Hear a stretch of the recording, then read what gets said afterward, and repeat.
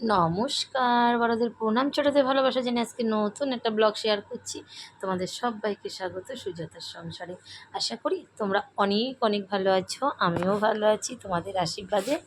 আর তোমাদের সঙ্গে নিয়ে আজকের দিনটা শুরু করছি। দেখো, আমরা চলে এসেছি ঝাড়খণ্ডের আরও একটা জায়গা, সুন্দর একটা মন্দির। এটা হচ্ছে চারুচন্দ্র দাসের বাড়ি, বুঝেছো? এটা অনেক অনেক হাজার বছর আগে 3 লাখ না কয় লাখ টাকা দিয়ে কিনেছিল। ওখানকার যে টোটো চালায় তারা গল্প করছিল, এখন সেটার দাম হয়েছে কয়েক কোটি টাকা।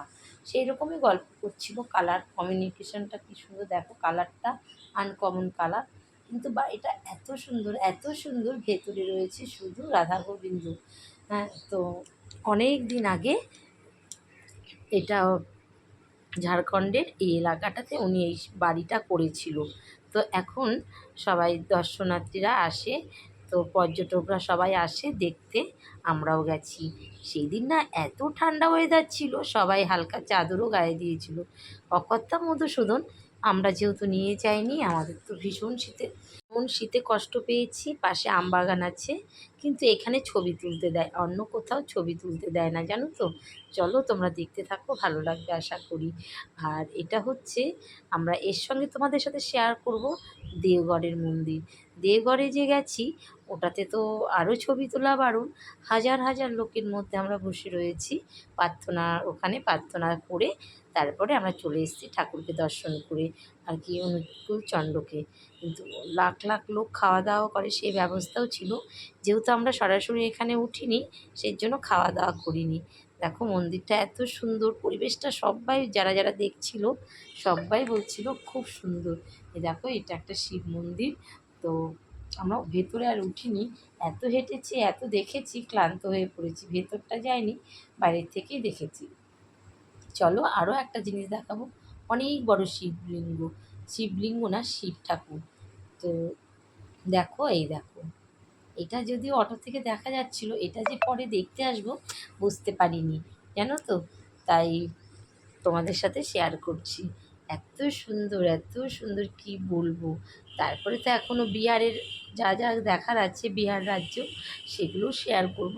আজকে আমরা এখান থেকে চলে যাব বিহারের উদ্দেশ্যে। সারা রাত বাসে থেকে তারপর পরের দিন হোটেলে উঠবো। আর দেখো, এই দেখো চলে এসেছি ঝাড়খণ্ডের এটা আরেকটা দুর্গা মন্দির। কি সুন্দর সাজানো গোছানো, আর কাগজ ফুল গাছটা দেখে আমার এত ভালো লেগেছে, এত ভালো লেগেছে। এটা দুর্গা মন্দির। এলাকায় কোনো দুর্গা মন্দির নেই, এই মন্দিরটাই আছে। টোটোওয়ালার সাথে তো আগেই কন্ট্যাক্ট হয়েছিল, সকালে 100 টাকা নেবে ঘোরাতে, আর বিকেলে 100 টাকা। তার মধ্যে এটাও একটা সাইট সিন। তো সকলে প্রণাম করছিল, আমরাও করলাম। দেখো সবাই যার যার ছিল ওড়না টোড়না মুড়ি দিয়ে উঠেছে, কিছু করার নেই। ভীষণ ঠান্ডা ওয়েদার, জানো তো ওয়েদারটা। তারপরে চলে এসেছি দেওঘরের উদ্দেশ্যে। আমাদের গাড়ি এখন দেওঘরে চলে এসছে। দেখো দেওঘরের গেট, এইটুকুনি শেয়ার করতে পারবো, কিন্তু ভেতরেরটা শেয়ার করতে পারবো না। কেননা ওখানে ছবি তোলা বারণ, প্রচুর পুলিশ টুলিশ ছিল, কিছুই পারিনি, সাইডটাও ঘুরতে পারিনি। কেননা প্রার্থনার টাইম হয়ে গেছিলো। সঙ্গে সঙ্গে আমরা ঠাকুর দর্শন করে প্রণামী দিয়ে আমরা তোমার প্রার্থনার ওখানে বসেছিলাম 1 ঘন্টা মতো। প্রার্থনা করে তারপরে আবার যথারীতি টোটোতে উঠে পড়েছি। তাই যাওয়ার আগে যে দেওঘরের আশেপাশে বাইরের পরিবেশটা কেমন, সেটাই তোমাদের সাথে শেয়ার করছি। কিন্তু খুব পরিষ্কার পরিচ্ছন্ন, নিট অ্যান্ড ক্লিন, আর এত শান্ত, কোনো হইচই নেই, কিচ্ছু নেই। চলো তোমাদেরকে সঙ্গে করে নিয়ে যাচ্ছি দেওঘরের মন্দিরের ভেতরে। এটা কিন্তু বাইরে চত্বর, বেশি তো ক্যামেরা করতে দিচ্ছিল না, তাই বেশিটা করতে পারিনি। যতটা করেছি চুপ করে, সেটাই তোমাদের সাথে শেয়ার করছি। বন্ধুরা, যদি ভালো লাগে একটা লাইক কমেন্ট করে দিও। আর যারা নতুন বন্ধু এখনও চ্যানেলটাকে সাবস্ক্রাইব করোনি, সাবস্ক্রাইব করে পাশে থাকো। এই দেখো প্রার্থনা ঘর, একদিকে মেয়েদেরা বসবে আর একদিকে ছেলেরা, প্রচুর। আর এত সুন্দর এত শান্ত, লাখ লাখ লোক বসে আছে একই টাইমে। প্রার্থনা করবে 6টা, যেহেতু ঘড়িতে 6টা বাজতে কিছুক্ষণ বাকি। তো 6টা বাজলেই শুরু হবে। এই যে দেখো লাল শাড়ি পরা বউটা, উনি এসছে ত্রিপুরা থেকে। ত্রিপুরা থেকে না, আসাম শিলচর থেকে। ওরাও হচ্ছে অনুকূল ঠাকুরের শিষ্য। ওরা প্রতি বছর আসে, এবারও এসেছে হাজব্যান্ড ওয়াইফ আর দুটো বাচ্চা নিয়ে। ওরা এখানেই উঠেছে, এখানেই ওরা থাকবে, থেকে আজকে দিনটা থেকে পরে চলে যাবে। তো এখন সবাই প্রণাম করছে। দেখো আমি কিন্তু চুপচুপ করে ভিডিও করছিলাম, ভিডিও করা বারণ, তবুও ফোন টোন সবাই সবার মতন করে বন্ধ করে রেখেছিল। আর কী যে ভালো লাগছিল কি বলবো, দেহঘরে আমি স্বপ্নও ভাবিনি দেহঘর আসতে পারবো কখনো। এসেছি, এত ভালো লেগেছে। এক সাইডে সব ছেলেরা সাদা জামা পরা রয়েছে আর এদিকে সব মেয়েরা। আর অনেক দূর থেকে তোমাদেরকে দেখাচ্ছি কাচের ঘরে অনুকূলচন্দ্র মূর্তিটা বসানো আছে। ওদের বংশ পরস্পর যারা আছে তারা এসে প্রার্থনা করলো, গান করলো, তারপর যা যা নিয়মকানুন ছিল সব করলো যথারীতি। আমরা এখন জুতো পরে বেরোবো, আর তখনই পুলিশ বললো ছবি তোলা যাবে না। তারপরে আমরা বেরিয়ে এলাম। দেখো আবার টোটোর উদ্দেশ্যে রওনা, আমরা বাড়িও চলে আসব। এসে তারপরে খাওয়া দাওয়া কেনাকাটা করব ভেবেছিলাম, কিন্তু আর হলো না।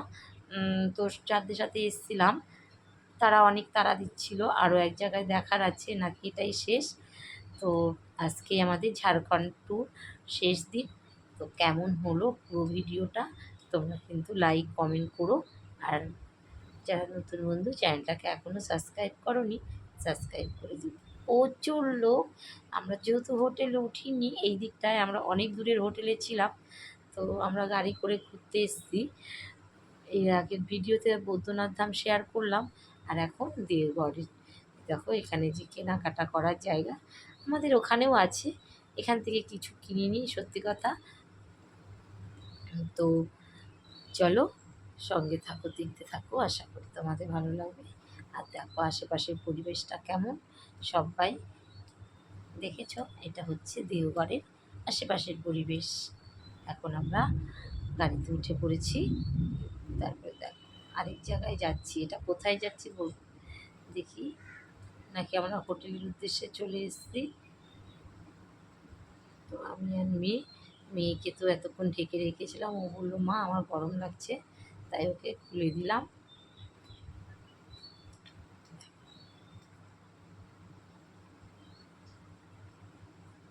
আমরা যথারীতি বাসে উঠবো, বাসের সামনে চলে এসেছি।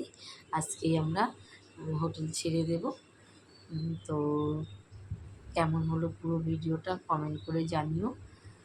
আর তোমাদের অনেক অনেক ভালোবাসা, ছোটোদের অনেক আদর, বড়দের প্রণাম জানিয়ে আজকের মতো ভিডিওটা এখানেই রাখছি। তোমরা অনেক ভালো থেকো, সুস্থ থেকো, সাবধানে থেকো। Tata, bye bye.